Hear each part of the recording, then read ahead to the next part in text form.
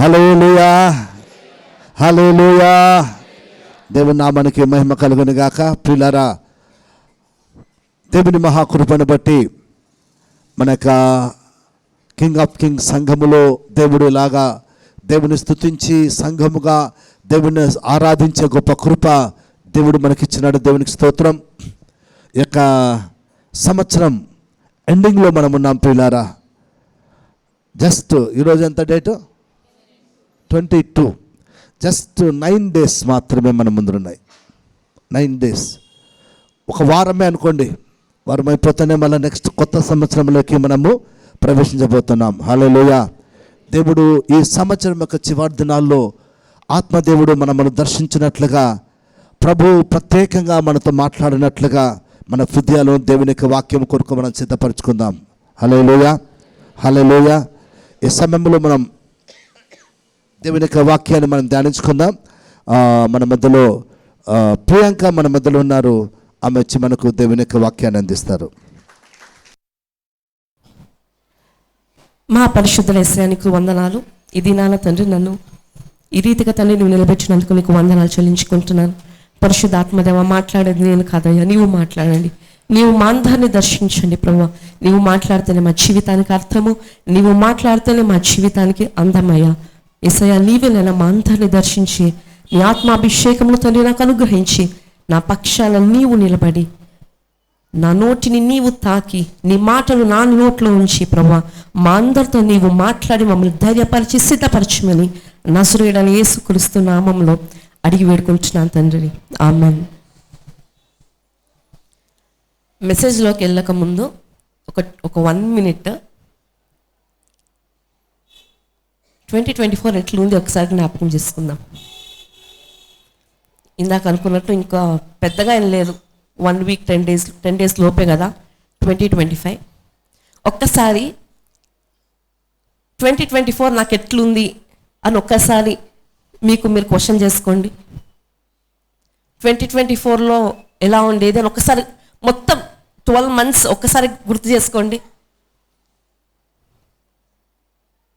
గుర్తొస్తున్నాయా? మంచి గుర్తొస్తుందా, చెడు గుర్తొస్తుందా? మంచి చెడు రెండు గుర్తొస్తున్నాయా? సరే, 2024లో అంటే ఈ ఇయర్ స్టార్టింగ్లో ప్రతి ఒక్కరు అనుకుని ఉంటారు కదా, ఈ ఇయర్లో ఈ కార్యం జరగాలి, ఈ ఇయర్లో ఈ కార్యం ఇది జరగాలి అనుకుని ఉంటారు కదా.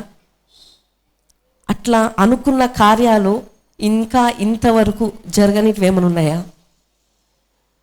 చెప్పొద్దులేండి, ఒకసారి ఆలోచించుకోండి. ఏమేమి అనుకున్నారు?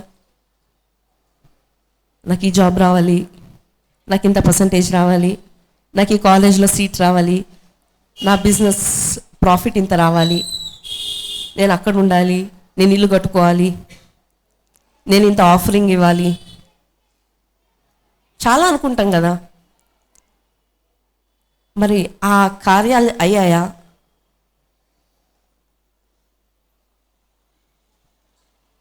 నేను ఎందుకు ఈ క్వశ్చన్ అడుగుతున్నానంటే 2025 ఇంకా మన ముందు ఉంది, ఎన్నో రోజులు లేదు. ప్రతి సంవత్సరం లాగానే ఈ సంవత్సరం కూడా నేను ఉంటాను. 2024లో ఎట్లున్నానో, 23లో, 22, 20లో ఎట్లున్నానో ఈ 25లో కూడా అలానే ఉంటాను. అంటే ఎక్కడ వేసిన గొంగలు అన్నట్టు ఇక్కడే ఉంటాం. మనం ముందుకెళ్ళాం. మన్నా మస్తుగా అనుకుంటాం, అది జరగాలి, ఇది జరగాలని చాలా అనుకుంటాం.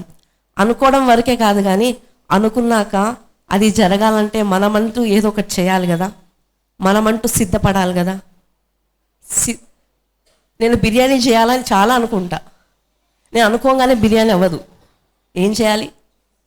చికెన్ మటన్ తెచ్చుకోవాలి, కట్ చేసుకోవాలి, స్టవ్ ఆన్ చేయాలి, వంట స్టార్ట్ చేయాలి, నేను ప్రిపరేషన్ చేయాలి. నేను ప్రిపరేషన్ చేస్తే కానీ నాకు బిర్యానీ కంప్లీట్ అవ్వదు. అనుకున్న కార్యాలు చాలా ఉంటాయి. నేను కూడా చాలా అనుకుంటాం, మనమందరం చాలా అనుకుంటాం. మరి ఏం చేస్తే ఆ కార్యాలు జరుగుతాయి?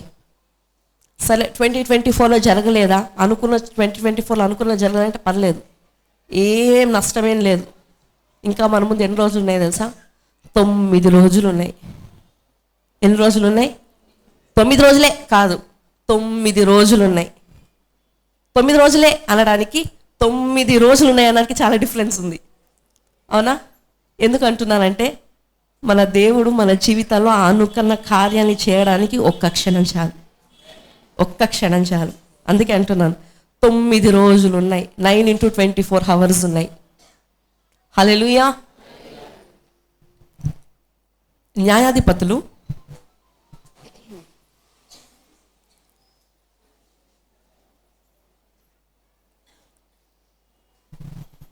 జడ్జెస్, న్యాయాధిపతులు 13వ అధ్యాయము 18వ వచనం. జడ్జెస్ 13:18, 18. యెహోవా దూత, నీవేళ నా పేరు అడుగుచున్నావు, అది శక్యము కానిదనెను. తెలుగులో ఏముంది? అది చెప్పశక్యము కానిదనెను అంటే చెప్పకూడదు. కన్నడలో ఏముంది? ఆశ్చర్యకరవాదద్దు. తెలుగులో చెప్పశక్యము కానిదనెను ఉంది, కన్నడలో ఆశ్చర్యకరదని ఉంది, ఇంగ్లీష్లో ఏమనుంది తెలుసా? It is secret. ఏంటంట? It is secret. దూత ఏమంటున్నాడు? నా పేరు ఎందుకు అడుగుతున్నావు? సీక్రెట్ అది. ఏం జరిగింది అక్కడ అంటే, ఆ అధ్యాయంలో ఇద్దరిని చూస్తాం. మనోహ భార్య. వీళ్ళిద్దరు భార్య భర్తలు. చెప్పండి. మనోహ భార్య పేరు ఉందా? లేదు, నాకు తెలుసు. మనోహ భార్య ఇద్దరున్నారు. జాగ్రత్తగా వినండి. ఈ ఇద్దరు పరిస్థితి ఎలా ఉందంటే, వీరికి సంతానం లేదు, గొడ్రాలుగా ఉన్నారు, అవకాశం లేదు, సంతానం పొందడానికి అవకాశం లేదు. ఆ టైంలో ఒక రోజున మనోహ భార్యకి, ఎవరికి? మనోహ భార్యకి ఒక దూత ప్రత్యక్షమై ఏమని చెప్తా ఉన్నారంటే, అమ్మా ఇదిగో నువ్వు గొడ్రాలే, నీకు పిల్లలు లేరు, కరెక్టే, అయితే నువ్వు ఒక కుమారుణ్ణి కనబోతున్నావు, అతనికి సంసోన్ అని పేరు పెట్టబోతున్నావు. అతను అందరిలా ఉండేటోడు కాదు, అతను ప్రత్యేకింపబడినవాడు, నాజీరు అనుభవము గుండా వెళ్ళవలసిన అతని మీదికి క్షౌరము, కత్తి, సీజర్ పడద్దు, హెయిర్కి సీజర్ పడద్దు, ప్రత్యేకింపబడిన ఒక కుమారుని నువ్వు కనబోతున్నావు, అతను ఒక న్యాయాధిపతి, అతడు ఇజ్రాయేలుని విడిపిస్తాడు అని మనోహ భార్యకు దూత వచ్చి విషయాలన్నీ చెప్పడం జరుగుతుంది. వెంటనే మనోహ భార్య లేచి వెళ్ళి మనోహర్ చెప్తుంది, ఇదిగో నాకు ఇలా ఒక దూత వచ్చి నాకు ఇలా చెప్పడం జరిగింది అన్నప్పుడు మనోహ ఏమని అడుగుతాడంటే, నీకు కనిపించిన దూత ఒకసారి నాకు కూడా కనబడాలి అని మనోహ ప్రేయర్ చేస్తాడు. అడుగుతాడు దేవుణ్ణి, ఏ దూత అయితే నా భార్య దగ్గరకు వచ్చి, ఏ దూత అయితే నా భార్య దగ్గరకు వచ్చి ఈ వర్తమానం, ఈ సందేశాన్ని ఇచ్చిందో, నాకు మళ్ళీ అదే దూత కనబడాలి, నేను ఆ దూతతో మాట్లాడాలి అని మనోహ ఆశపడినప్పుడు, తిరిగి మళ్ళీ అదే యెహోవా దూత మళ్ళీ మనోహ భార్యకు మళ్ళీ ప్రత్యక్షమై మళ్ళీ చెప్పినప్పుడు మనోహ భార్య లేచి వెళ్ళి మనోహ పిలుచుకొని వస్తుంది. ఇదిగో ఆ రోజు నేను చెప్పాను కదా, ఇలా దూత ప్రత్యక్షమే ఇలా చెప్పాను కదా, నాకు మళ్ళీ ఆ అనుభవం వచ్చిందిరా, నేను చూపిస్తానని ఇద్దరు ఇప్పుడు వెళ్ళి ఆ దూత దగ్గరికి మాట్లాడుతూ ఉన్నారు. ఆ దూత చెప్పాల్సినంతా చెప్తా ఉన్నారు. ఆ కుమారుని మీరు ఎలా చూసుకోవాలి, ఎలా పెంచాలి అనే విషయాలన్నీ చెప్పేశాక, ఇప్పుడు ఇందాక మనం చదివిన వాక్యం, ఇప్పుడు మనోహ అడుగుతాడు. ఏమని అడుగుతాడంటే, అయ్యా ఇంతకి నీ పేరేంటి? నువ్వు ఇన్ని విషయాలు చెప్పావే, నీకు ఇన్ని విషయాలు తెలుసు కదా, నేను నా భార్య గొడ్రాలని తెలుసు కదా, మాకు సంతానం లేదు అని తెలుసు కదా, ఇదొక కుమారుని ఇవ్వబోతున్నావని చెప్తున్నావే, ఇంతకీ నీవెవరయ్యా, నీ పేరేంటి అని అడిగినప్పుడు యెహోవా దూత చెప్తున్న మాట ఏంటి? నీవేళ నా పేరు అడుగుచున్నావు, ఎట్లా అడుగుతున్నావు నా పేరు? అది చెప్పశక్యము కానిదని. It is secret. What's your name అంటే ఇట్స్ సీక్రెట్. ఏమండి, ఎవరైనా మీ పేరేంటంటే సీక్రెట్ అని చెప్తామా? చెప్పం కదా.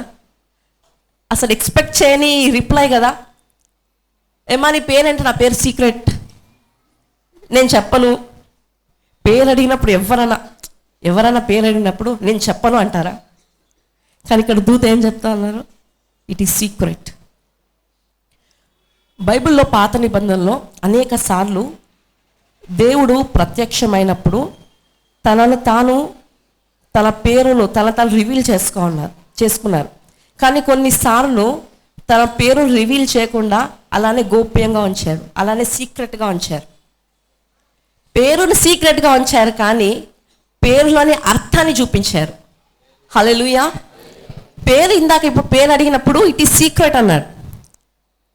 ఇంగ్లీష్ బైబిల్లో ఇట్ ఈస్ సీక్రెట్ అని ఉంది.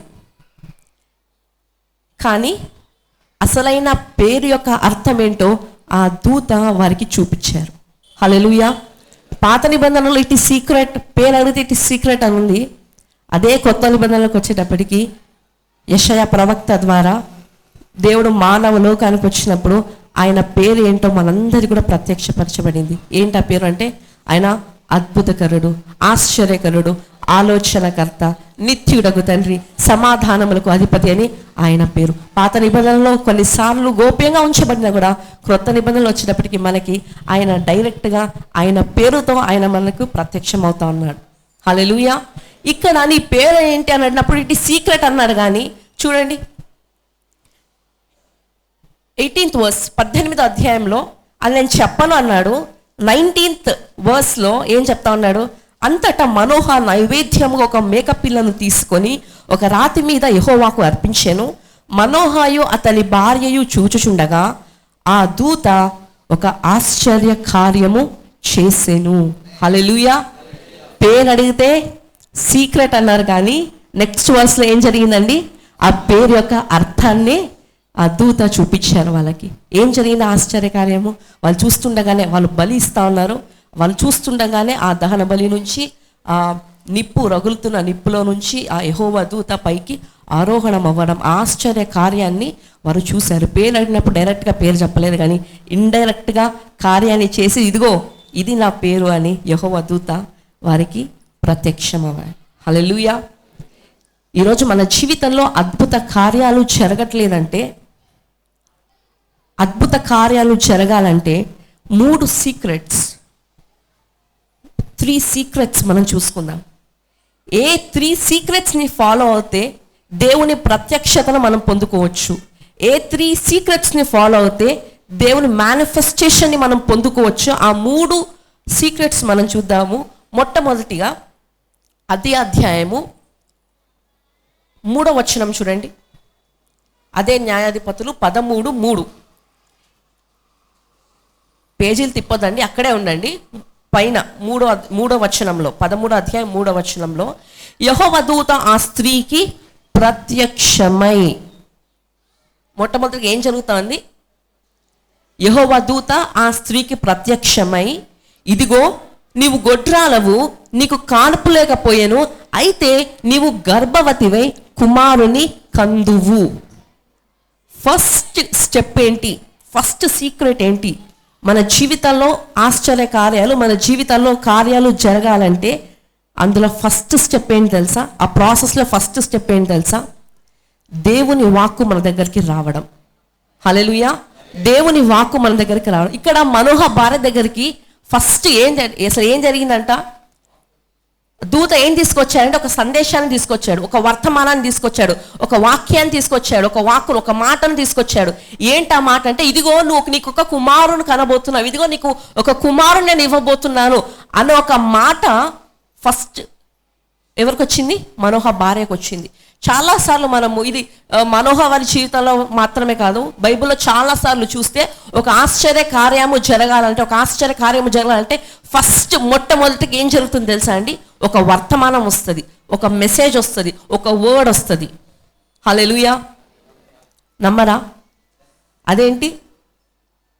ఆశ్చర్య కార్యం పొందాలంటే ఫస్ట్ స్టెప్ వాక్కు రావడమా అని అంటే అవును. ఎందుకంటే అబ్రహాము సారా జీవితంలో చూడండి, అబ్రహాము సారాకు సంతానం లేదు, కానీ ఏం జరిగింది? 3 దూతలు వచ్చారు. దూతలు వచ్చి ఏం చేశారు? వినాలి. 3 దూతలు వచ్చి ఏం చేశారు? ఇదిగో నెక్స్ట్ ఇయర్ వచ్చేటప్పటికి నీకు కుమారుని ఇస్తాను అన్నారు ఆ దూతలు, అవునా కాదా? దాని తర్వాత వాళ్ళకి ఇస్సాకు జన్మిస్తాడు. ఇస్సాకు నుండి ఎవరు వస్తారండి? యాకోబు, ఇశ్రాయేలు వస్తారు. అక్కడ నుండి 12 గోత్రాలు. ఆ 12 గోత్రాలు ఈరోజు ఒక పెద్ద దేశంగా మార్చబడింది, ఒక పెద్ద దేశంగా స్థాపింపబడింది. ఆ 12 గోత్రాల నుంచి ఒక గోత్రము యూదా గోత్రము. ఆ యూదా గోత్రం నుంచి ఎవరు వచ్చారు? యేసుక్రీస్తు వచ్చారు. హల్లెలూయా. ఇంత ప్రాసెస్ జరిగింది కదా, ఇంత ఆశ్చర్యకార్యం జరిగింది కదా. ఈ కార్యమంతా జరగడానికి దేవుడు ఫస్ట్ స్టెప్ ఏం చేశాడు?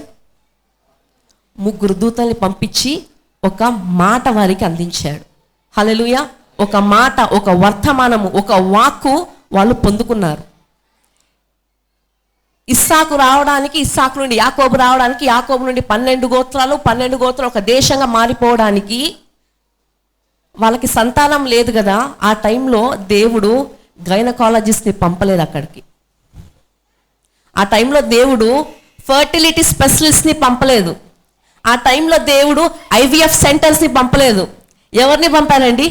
ఆర్మీ ఫోర్స్ని పంపలేదు, ఎయిర్ ఫోర్స్ని పంపలేదు, నేవీ ఫోర్స్ని పంపలేదు, ఏ సైన్యాన్ని దింపలేదు ఈ పెద్ద అద్భుత కార్యం జరగడానికి. కేవలం ఎవరిని పంపారు? 3 దూతల్ని. ఆ దూతలతో ఏం పంపించారు? ఒక సిద్ధపడి వచ్చిన వర్తమానము, ఒక వర్తమానాన్ని, ఒక మెసేజ్ని ప్రిపేర్ చేసి ఆ దూతల ద్వారా అబ్రహాము సారాలకి వాళ్ళకి ఆ దూతల ద్వారా ఆ వర్తమానాన్ని అందించారు. హల్లెలూయా. ఇంకో ఎగ్జాంపుల్ చూద్దాం. లోకమంతా పాపంతో నిండిపోయింది. ఇప్పుడు దేవుడే మనుష్యుని రూపానికి రావాలి ఈ లోకానికి. మరియా దగ్గరికి గబ్రియల్ దూత వస్తారు. గబ్రియల్ దూత వచ్చి ఏమని చెప్తాడు?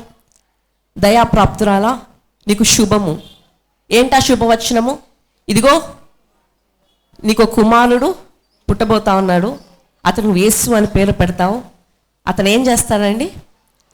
మానవుల పాపములందరి కొరకు ఆయన రక్తం చిందించి ఆయన రక్షకుడుగా రాబోతా ఉన్నాడు అని దూత ఎవరికి చెప్తుంది మెసేజ్? మరియాకు చెప్పడం జరిగింది. ఒక ఆశ్చర్యకరం కాదా?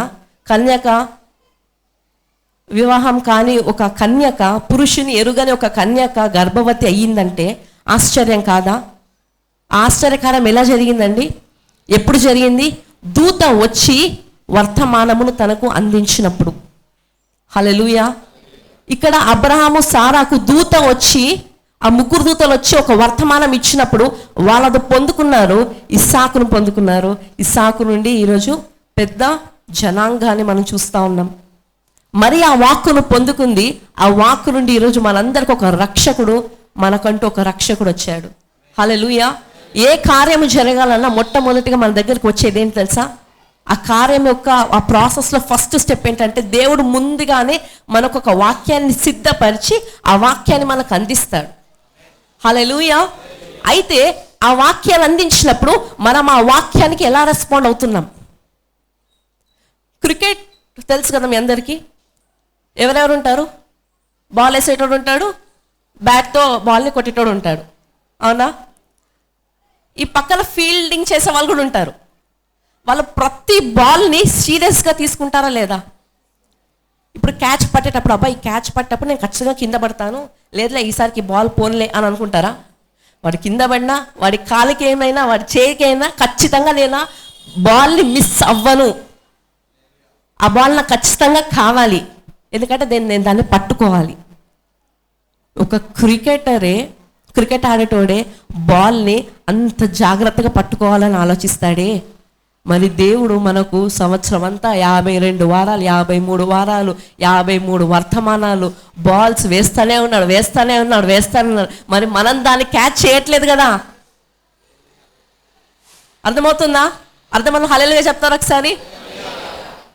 ఎన్ని వర్తమానాలు వేశారండి దేవుడు మనకు, ఎన్ని సిద్ధపరిచిన వర్తమానాలు ఇస్తా ఉన్నారు. అవన్నీ క్యాచ్ మిస్ అవుతా ఉన్నాయి. అవన్నీ క్యాచ్ మిస్ అయ్యాక ఎందుకు కార్యాలు జరగట్లేదా అని అనుకుంటాం.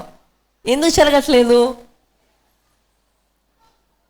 వర్తమానానికి మనం స్పందించట్లేదు కాబట్టి, దేవుడు ఇస్తున్న మాటను మనం సీరియస్గా తీసుకోవట్లేదు కాబట్టి. ఒక మాట చెప్తానండి, మనం ఇక్కడ కూర్చున్నా ఎక్కడ కూర్చున్నా దేవుని మాట మన చెవుల దాకా వస్తుంది అంటే అది మనకు అవసరం ఉంటేనే కానీ దేవుడు మన చెవి దాకా దాన్ని తీసుకురాడు. హల్లెలూయా. ఇది నిజము. మనకి ఎన్ని శ్రమలు వచ్చినా, ఎన్ని ఇబ్బందులు వచ్చినా, దానికంటే ముందుగానే దేవుడు ఏం చేస్తాడండి, సిద్ధపరిచి వాక్కునిస్తాడు. శ్రమలు ఎక్కువైపోతా ఉంటే ఆ ముందే సిద్ధపరిచి ఇచ్చిన వాక్యము అది ఆపరేట్ అవుతూ ఉంటుంది. ఎక్కువ శ్రమలు అది ఆపరేట్ అవుతుంది, ఎక్కువ శ్రమలు ఇటు అది ఆపరేట్ అవుతూనే ఉంటుంది. హల్లెలూయా. ముందుగానే మనకి ఏ సమస్య వచ్చినా కూడా ముందుగానే దేవుడు ఏం చేస్తాడండి, ముందుగానే దాన్ని ఎదుర్కోవడానికి కావాల్సిన ఆ వాక్కును, దాన్ని ఎదుర్కోవడానికి కావాల్సిన ఆ శక్తిని దేవుడు ముందుగానే మనకు అనుగ్రహించి ఉంటాడు. హల్లెలూయా. ఒక పెళ్ళికి వెళ్ళినప్పుడు గిఫ్ట్ తీసుకొని వెళ్తాం కదా, గిఫ్ట్ తీసుకొని వెళ్ళి అక్కడ ఎక్కడైనా పెడితే ఆ పెళ్ళి కూతురు పెళ్ళి కొడుకు దాన్ని తీసుకుంటారా? తీసుకోరు. ఎక్కడికి వెళ్ళాలి? వెళ్ళి చేతికి ఇస్తేనే అది వాళ్ళ సొంతం. అవునా? ఎక్కడైనా పడేస్తే అది వాళ్ళ సొంతం అవుతుందా? కాదు, వేరే ఎవరు వచ్చి తీసుకుపోతారు అంతే. మరి దేవుడు వాక్యాన్ని కరెక్ట్గా ఇస్తూ ఉన్నాడు, కరెక్ట్గా చేతిలో పెడతా ఉన్నాడు, కానీ మనం అది తీసుకోలేకపోతా ఉన్నాం. హల్లెలూయా. మన ఈరోజు మన జీవితంలో ఏ కార్యాలైతే జరగాలని మనం అనుకుంటున్నామో ఆ కార్యాలన్నీ దేవుడు ఎక్కడ దాచిపెట్టాడు తెలుసా అండి? ఆయన వాక్కులో భద్రంగా దాచిపెట్టాడంట, ఆయన మాటలో భద్రంగా దాచిపెట్టాడంట. హల్లెలూయా. ఎట్లా భద్రంగా దాచిపెట్టాడంటే, ఒక గిఫ్ట్ని, ఈ ఫోన్ని నేను ఎవరికైనా గిఫ్ట్ ఇవ్వాలంటే డైరెక్ట్గా ఇవ్వను. ఎలా ఇస్తాను? ఒక బాక్స్లో పెట్టి దాన్ని నీట్గా గిఫ్ట్ ప్యాక్ చేసి ఇస్తాను. అలా దేవుడు మనకు కావాల్సిన ఆశ్చర్య కార్యాలు, మన జీవితంలో మనం ఎదురు చూస్తున్న కార్యాలనంట ఎందులో పెట్టాడంటే, ఆ గిఫ్ట్ని ఎందులో పెట్టాడంటే ఆయన వాక్కులో పెట్టాడు. ఆ వాక్కును పెట్టి ఆ గిఫ్ట్ మనకి ఇస్తా ఉన్నాడండి. కానీ మనం ఆ గిఫ్ట్ను వద్దనుకుంటున్నాం, పక్కన పెట్టేస్తా ఉన్నాం. హల్లెలూయా. యెషయా గ్రంథం 55:10-11. యెషయా గ్రంథం 55:10-11. వర్షమును హిమమును ఆకాశము నుండి వచ్చి అక్కడికి ఎలాగూ మరలక భూమిని తడిపి, వర్షం పైనుండి వస్తుంది, పైనుండి వస్తున్న వర్షం ఏమవుతుంది? భూమిని తడుపుతుంది. తడిపినాకేమవుతుంది? భూమిలో విత్తబడిన విత్తము చిగురిస్తుంది. ఆ చిగురించిన విత్తనం నుండి మనకు ఆహారము. వర్షము దాని పని అది చేస్తూ ఉంది. హల్లెలూయా. నెక్స్ట్, నాకు అనుకూలమైన దాన్ని నెరవేర్చును, నేను పంపిన కార్యమును సఫలము చేయును. హల్లెలూయా. ఏ రీతిగా అయితే వర్షము వచ్చి దాని పని చేసుకుని పోతుందో, దేవుడు మన జీవితంలో అనుకున్న కార్యాలు తన వాక్కును పంపించి జరిగించినప్పుడు ఆ వాక్కు వచ్చి మన చెవు దాకా వచ్చి తిరిగి అట్లా అది వెళ్ళిపోదంట. ఆ వాక్కు ఖచ్చితంగా వచ్చి మన చెవుల్లోకి ఇచ్చొచ్చి, మన హృదయాల్లోకి ఇచ్చొచ్చుకొని మన జీవితంలో ఆ కార్యాన్ని సఫలము చేసే వెళ్తుందట. హల్లెలూయా. ఇంకో వచనం చూడండి, యెషయా గ్రంథం 14:24 చూడండి. యెషయా గ్రంథం 14:24, 14:24. సైన్యములకు అధిపతియగు యెహోవా ప్రమాణపూర్వకము ఇలా సెలవిచ్చుచున్నా. ఎలా అండి? ఊరికే చెప్పట్లేదంట, ప్రామిస్ వేసి నేను ప్రమాణం పూర్వకంగా చెప్తా ఉన్నాను. ఏం చెప్తా ఉన్నానంటే, నేను ఉద్దేశించినట్లు నిశ్చయముగా జరుగును. నేను ఏదైతే అనుకున్నానో మీ జీవితంలో, ఏ కార్యము చేయాలైతే అని అనుకున్నానో మీ జీవితంలో, అది నేను ఉద్దేశించింది ఖచ్చితముగా నిశ్చయముగా నేను స్థిరపరుస్తాను. హల్లెలూయా. హల్లెలూయా. ఇంత పర్ఫెక్ట్గా, ఇంత ప్లాన్డ్గా, ప్రమాణపూర్వకంగా సీల్ వేసి, గిఫ్ట్ ప్యాక్ చేసి, మంచి సీల్ వేసి మనకిస్తే, ఆ ఇచ్చిన గిఫ్ట్ని ఎవరండి క్యాన్సిల్ చేసేది? దేవుడు ఏదైనా గిఫ్ట్ ఇస్తా ఉంటే ఎవడన్నా దాన్ని ఆపగలడా? దేవుడు స్థిరపరచాలని యోచిస్తే దాన్ని ఎవడన్నా ఆపగలడా? ఎవ్వరు ఆపలేరు. ఒక్కసారి ఆ సీలేసి మనకిస్తే అది యేసుక్రీస్తు నామములో మన సొంతం. హల్లెలూయా. ఆ కార్యాన్ని, ఆ యొక్క శక్తిని దేవుడు తన వాక్కులో పెట్టి మనకిస్తా ఉన్నాడు.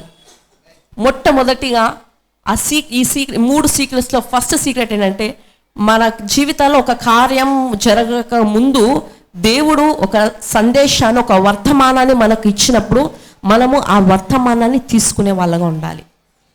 ఆ వర్తమానానికి మనం రెస్పాండ్ అయ్యే వాళ్ళగా ఉండాలి. ఆ వర్తమానాన్ని మనం స్వీకరించే వాళ్ళంగా ఉండాలి. హల్లెలూయా. రెండవ స్టెప్ చూద్దాము. న్యాయాధిపతుల గ్రంథము 13వ అధ్యాయము 15వ వచనము. Judges 13th chapter 15th verse, 13-15. అప్పుడు మనోహ, మేము ఒక మేక పిల్లను సిద్ధపరిచి నీ సన్నిధి ఉంచు వరకు నీవు ఆగుమని మనవి చేసుకొనుచున్నామని యెహోవా దూతతో చెప్పగా. ఫస్ట్ ఏం జరిగింది? వాక్కు మనోహ భార్యకు వచ్చింది. రెండోది ఏం జరుగుతోందంటే, ఇప్పుడు మనోహ చెప్తా ఉన్నాడు ఆ దేవదూతకి, అయ్యా దయచేసి నువ్వు వచ్చావు, మంచి గుడ్ న్యూస్ మాకు ఇచ్చావు, మంచిదే. ఇప్పుడు మేము ఒక మేక పిల్లని సిద్ధపరుస్తాను, కొంచెం బిర్యానీ చేస్తాను. నేను బిర్యానీ చేయాలంటే టైం అవుతుంది. 2 minutes మ్యాగీలాగా 2 minutes బిర్యానీ అవ్వదు.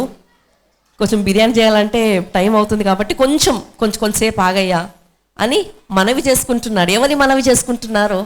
ఎవరైతే వర్తమానాన్ని తీసుకొచ్చారో వాళ్ళని మనవి చేసుకుంటున్నారు. ఎవరైతే వర్తమానాన్ని తీసుకొచ్చారో ఆ వర్తమానికుడికి ట్రీట్ ఇద్దామని ఆశపడతా ఉన్నాడు. రెండో స్టెప్ ఏంటంటే, ఫస్ట్ స్టెప్ ఏంటంటే వర్తమానాన్ని అందుకోవాలి. రెండో స్టెప్ ఏంటంటే, ఫస్ట్ స్టెప్ వర్తమానాన్ని అందుకోవాలి, వర్తమానికి రెస్పాండ్ అవ్వాలి. రెండవ స్టెప్ ఏంటంటే ఆ వర్తమానం తీసుకొచ్చిన వర్తమానికుడిని రెస్పాండ్ అవ్వాలి. హల్లెలూయా, హల్లెలూయా. అర్థం కావట్లేదు కదా? మళ్ళీ అబ్రహాం సారా దగ్గరికి వెళ్దాం. అబ్రహాం సారా వాళ్ళు గుడారంలో ఉన్నారు. గుడారంలో ఉన్నప్పుడు అబ్రహాం చూస్తా ఉన్నారు. ముగ్గురు అట్లా వెళ్తుంటే చూశాడు. చూసి ఏం చేశాడంటే అబ్రహాము, చూడండి ఆదికాండము 18వ అధ్యాయము, జెనసిస్ 18th చాప్టర్.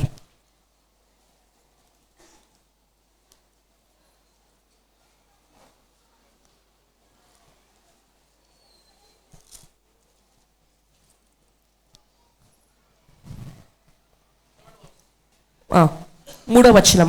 ప్రభువా, నీ కటాక్షము నా మీద నున్న ఎడలా ఇప్పుడు నీ దాసుని దాటిపోవద్దు. ముగ్గురు వెళ్ళడం చూశాడు అబ్రహాము. వెళ్ళి ఇప్పుడు అంటున్నాడు, అయ్యా మీరు వెళ్తున్నారు కదా, దయచేసి నన్ను దాటి వెళ్ళొద్దండి.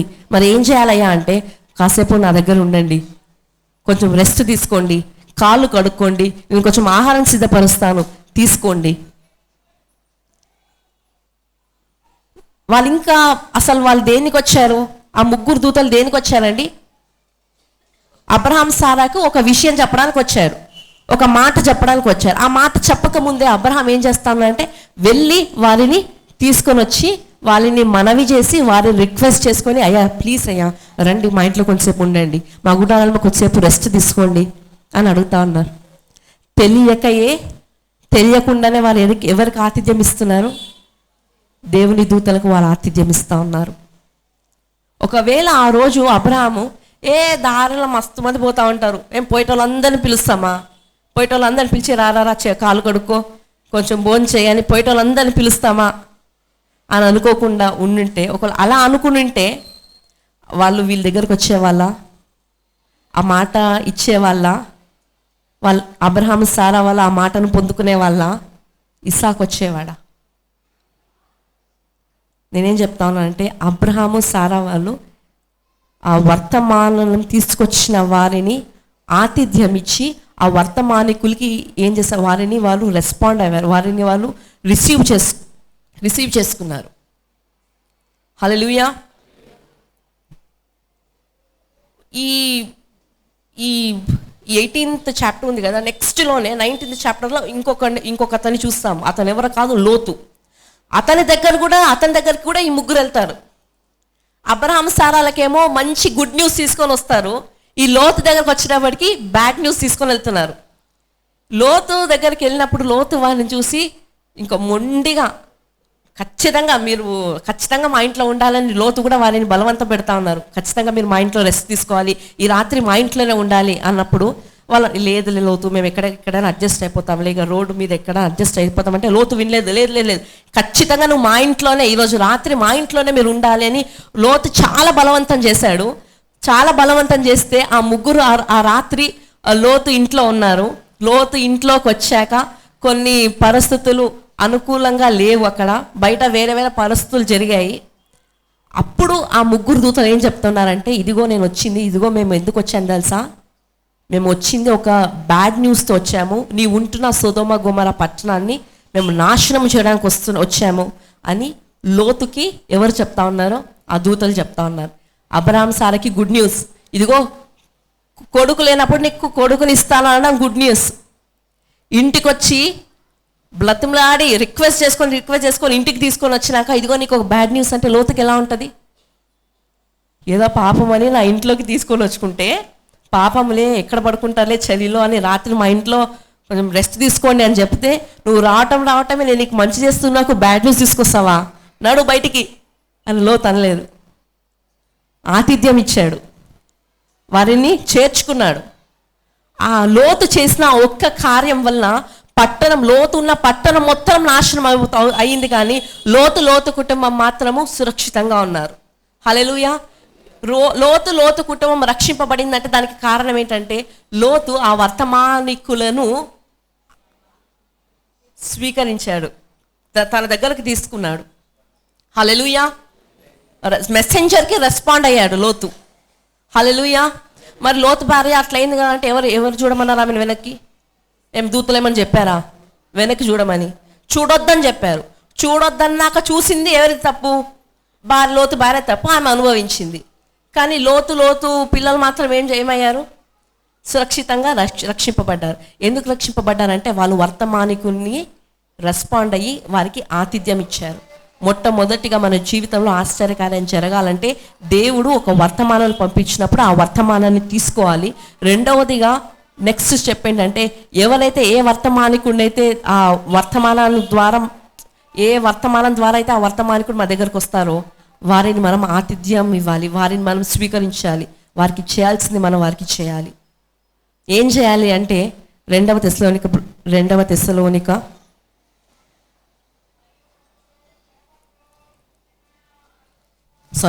మొదటి తెస్సలోనికలకు రాసిన పత్రిక 5వ అధ్యాయము 13వ వచనం. వారి పనిని బట్టి వారిని ప్రేమతో మిక్కిలి ఘనముగా ఎంచవలెనని వేడుకొనుచున్నాము. వర్తమానికుల పని ఎలాంటి పని అండి? మిక్కిలి ఘనమైన పని అంట. వాళ్ళు మిక్కిలి ఘనమైన పని చేస్తూ ఉన్నారు కాబట్టి హెబ్రీయులకు రాసిన పత్రిక 13వ అధ్యాయము 17వ వచనము చూడండి. హెబ్రీస్ 13:17. మీ పైని నాయకులుగా ఉన్నవారు లెక్క ఒప్ప చెప్పవలసిన వారి వలె మీ ఆత్మలను కాల్చున్నారు. వారు దుఃఖముతో ఆ పని చేసిన ఎడల మీకు నిష్ప్రయోజనము. వారు చేస్తున్నది ఎటువంటి పని? ఘనమైన పని. వాళ్ళు ఘనమైన పని చేస్తున్నప్పుడు వాళ్ళు దుఃఖముతో చేయొద్దంట. ఒకవేళ ఘనమైన పనిని వాళ్ళు నీ వల్ల దుఃఖముతో చేస్తా ఉండే అది మనకు ఆశీర్వాదము కాదు. వారు దుఃఖముతో ఆ పని చేసిన ఎడల మీకు నిష్ప్రయోజనము గనుక దుఃఖముతో కాక ఆనందముతో చేయునట్లు వారి మాట విని వారికి లోబడి ఉండుడి. హల్లెలూయా. ఎప్పుడైతే వర్తమానికులకి మనం లోబడి ఉంటామో వాళ్ళు చేస్తున్న ఘనమైన పని వాళ్ళు దుఃఖముతో ఆ పని చేయక సంతోషముగా ఎప్పుడైతే వారు ఆ పని చేస్తారో అదే మనకు ఆశీర్వాదకరము. హల్లెలూయా. మన జీవితంలో కార్యాలు జరగాలంటే రెండవ స్టెప్ ఏంటంటే, వర్తమానికుడు సంతోషముగా తన ఘనమైన పనిని సంతోషంగా చేయాలి. దుఃఖముతో చేస్తే అది నిష్ప్రయోజనము, దుఃఖముతో చేస్తే అది మనకు ఆశీర్వాదము కాదండి. షునేమీయురాలు ఎలీషా దైవజనుడు షునేమీయురాలు దగ్గరకు వచ్చినప్పుడు షునేమీయురాలు ఆ ఎలీషా దైవజనుడిని ఎంతో అభినందించింది, చాలా ప్రేమించింది, ఆయనను గణపరచాలనుకుని తనకంటూ ఏదో ఒకటి చేయాలని ఒక రూమ్ ప్రిపేర్ చేసి, ఒక బల్ల ప్రిపేర్ చేసి, ఆయనకు కావాల్సినవన్నీ సమకూర్చింది షునేమీయురాలు. సమకూర్చినాక ఆమెకి ఈ ఎలీషా దైవజనుడు ఒక వర్తమానం ఇచ్చాడు. నీకు ఒక కొదువ ఉంది కదా, ఆ ఆ కొదువ తీరిపోతుంది, వచ్చే సంవత్సరం కల్లా నీకు కుమారుడు ఇవ్వబోతున్నాడు దేవుడు అని ఆ వర్తమానం తీసుకున్న, ఆ వర్తమానం విడుదలయ్యాక వర్తమానికుడు నుండి ఆ వర్తమానాన్ని తీసుకున్న షునేమీరాలు అన్నట్టుగానే కుమారుని పొందుకుంది. తర్వాత ఆ కుమారుడు ఏమయ్యాడండి? చనిపోయాడు. చనిపోయినప్పుడు షునేమీరాలు ఏం చేసింది తెలుసా? కాంప్రమైజ్ అవ్వలేదు. తన ప్రాబ్లంకి సొల్యూషన్ ఎక్కడ ఉందని తెలుసు, డైరెక్ట్గా ఎలీషా దగ్గరికి వెళ్ళింది. ఎలీషా, నువ్వు దయచేసి ఖచ్చితంగా రావాలి. ఎట్లా అడిగింది తెలుసా? నా మీద ఒట్టు నువ్వు రాకపోతే. ఎలీషా అంటాడు, నేను రానులేమ్మా, గేజీ ఉన్నాడు కదా, గేజీని తీసుకొని పో, గేజీ నువ్వు వెళ్ళు, నువ్వు ప్రేయర్ చెయ్యి, అద్భుతం జరుగుతుంది అన్నా కూడా షూనేమ్రాలు కాంప్రమైజ్ అవ్వలేదు. లేదు నువ్వు రాకపోతే నా మీద ఒట్టే, ఖచ్చితంగా నువ్వు రావాల్సిందే, వచ్చి నువ్వు చేయాల్సిన కార్యం అనేది చేయాల్సిందే. హల్లెలూయా. ఎటువంటి మొండితనం కదా. ఈరోజు మన మొండితనం ఎందులో ఉంది? వాడు నన్ను పెళ్ళికి పిలవలేదు, నేను కూడా వాడిని నా పెళ్ళికి పిలవను. వాడు నా కొడుకుని ఇట్లా చూస్తా, నేను వాడిని ఇట్లే చూస్తా. వాడు నన్ను కొట్టాడా, నేను తిరిగి 2 కొడతా. ఇటువంటి చెత్త విషయాల్లో కాదు మనం మొండితనం ఉండాల్సింది, దేవుని ప్రేమించే విషయంలో మనం మొండితనం ఉండాలి. హల్లెలూయా. మనోహ మనవి చేసుకున్నాడండి, వర్తమానికుడు మనవి, అయ్యా దయచేసి రా అయ్యా. లోతు రిక్వెస్ట్ చేసుకున్నాడు, లేదు నువ్వు ఖచ్చితంగా రావాలి మా ఇంటికి. ఎంత మొండితనం కదా. షూనేమీరా గెహజీ వస్తాడేం, లేదు గెహజీ కాదు, ఎవరు కాదు, నువ్వే రావాలి. ఎందుకు ఆ మొండితనం? ఏ విషయాలు ఆ మొండితనము? ఈరోజు మన మొండితనం ఎక్కడుంది? దేవుణ్ణి ప్రేమించే విషయంలో మనం మొండిగా ఉంటే అది ఖచ్చితంగా మనకు ఆశీర్వాదకరమే. హల్లెలూయా, హల్లెలూయా. 3వ స్టెప్, 3rd సీక్రెట్ ఏంటంటే,